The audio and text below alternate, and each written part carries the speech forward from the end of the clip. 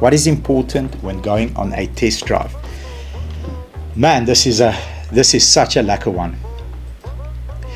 If you forcefully put a consumer in a vehicle, now if you forcefully, you've got these pitbull salespeople, they will literally jump on you and harass you and attack you and make sure that they sell you that vehicle right now, and they close the deal and they're gone. If you do that and you don't properly assess the customer's needs, or you don't allow yourself to properly test the vehicle and make sure this is exactly what you and your family need, then you've got buyer's regret or buyer's remorse.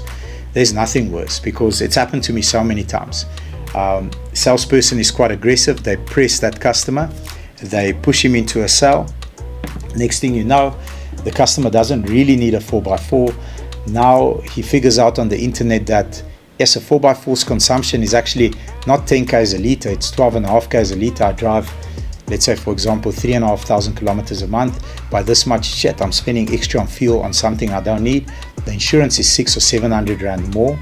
Okay, so I'm paying more on fuel, I'm paying more on insurance, I'm paying more on installment. I don't want this car. Now there's an excuse to bring it back, or listen, I don't want this car anymore, take me out of the car, it's uncomfortable. There's going to be an over allowance, which means there's going to be some money that are carried over onto the next trade-in. It's a mess. When you test drive a vehicle, get to the dealer or the dealer gets to you. This time of the day the WhatsApps are off the chain. The dealer gets to you. You want to ideally use that vehicle in a situation which you will be replicating to your day-to-day use, which means I'll use me as an example. I drive probably about 1 kilometer to the highway, and I jump on the highway and I drive about 18 kilometers on the highway, and I jump off the highway. It's a road that's not so lacquer, and then robot a bit of traffic. That's my test drive.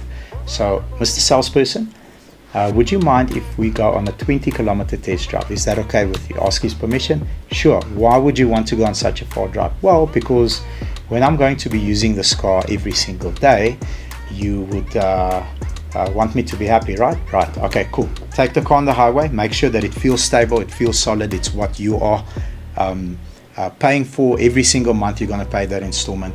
Make sure that you go on roads that are not they call it in the UK, they call it a B road. So not a road like a main road, but a small road which is bumpy, which has speed bumps, which has imperfections, which is doing this, does the car rattle, etc., etc.